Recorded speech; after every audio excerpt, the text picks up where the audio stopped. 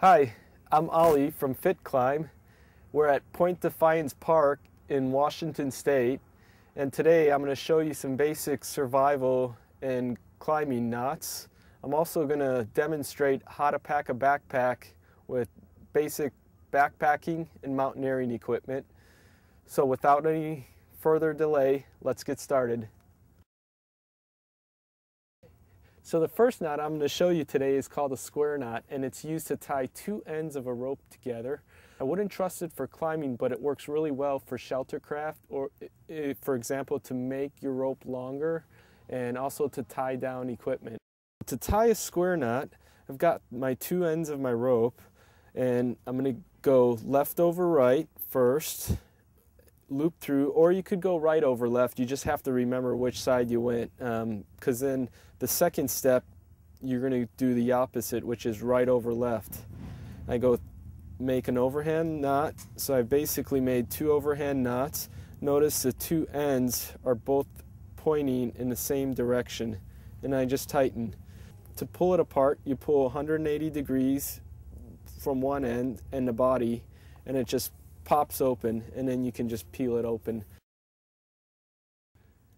A slip knot is used in the case for scenario where you want to have your rope tighten around an object, like your rope around a piece of material or a piece of equipment, and have it cinched down.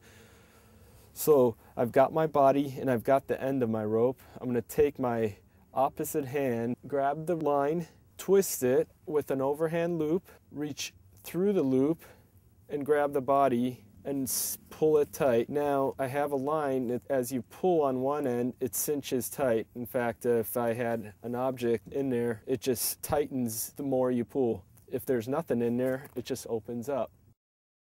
A clove hitch is used to tie around an object like a pole, a tree, a rock, a shovel, you name it.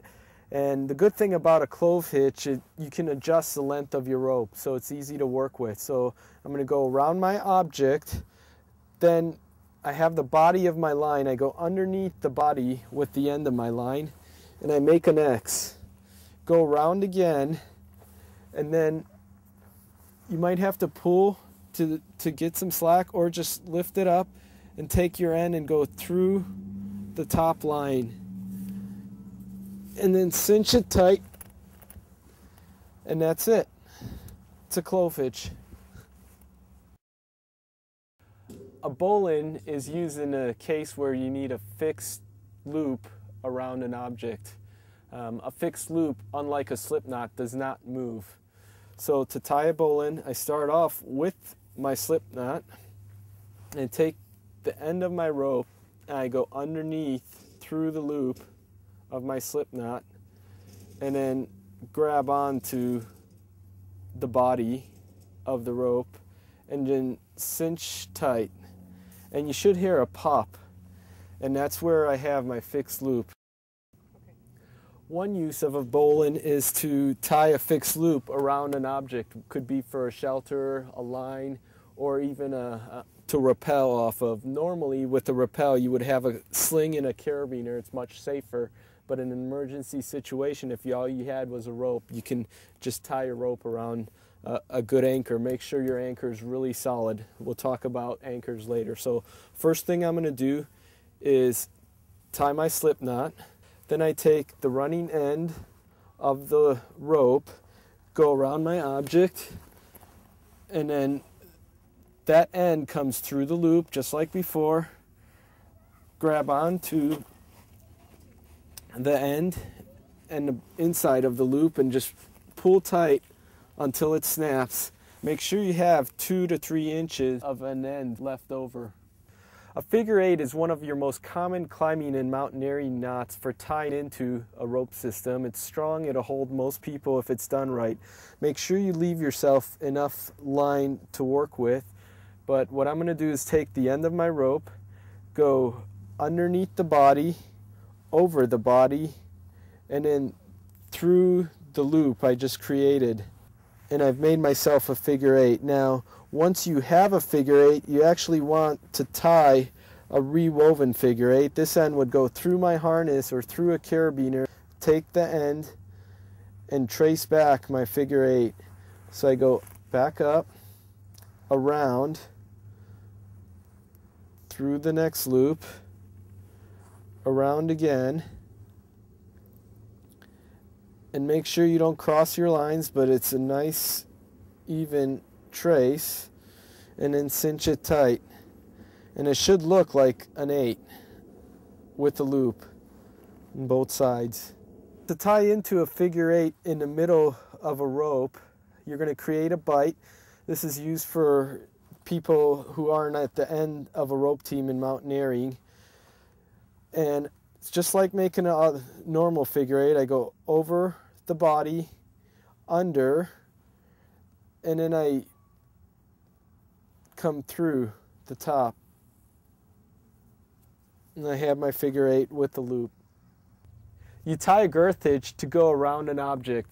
Over here I've set up a girth hitch on a tree. You could also use it in your O-rings around shelter material, or there's a circle on your ice axe if you need to attach a piece of webbing to that.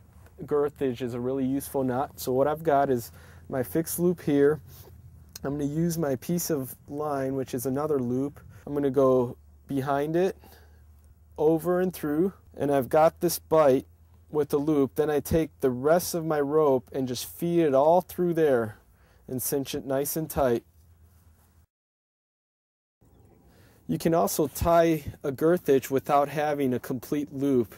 So if I have a piece of material, I just take my line, make a bight in it, go through the O-ring, and then you just feed the rest of the body all the way through, and then cinch it down.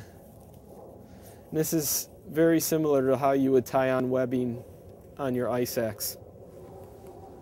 A prusik is a friction knot used in mountaineering and climbing, mostly to climb a rope if you've fallen into a crevasse, or if you have to get back up a rope, or if you're rappelling to serve as a safety as you're coming down. So to tie a prusik, you want 2 ropes of different diameters. I'm going to take my fixed loop or my double fisherman's, and I'm just going to create a girth hitch. You guys remember the girth hitch. Now once you have a girth hitch, to tie a prusik, you just loop it around 2 more times from the inside. Each time I clean up my knot and dress it up, make sure it doesn't crisscross.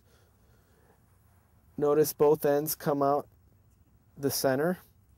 And then again.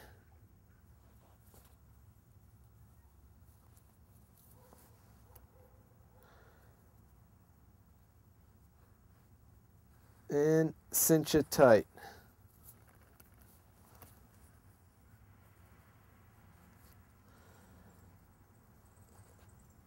If done right, the 2 ends should wrap around all the loops, and your big loop is in the center, like so.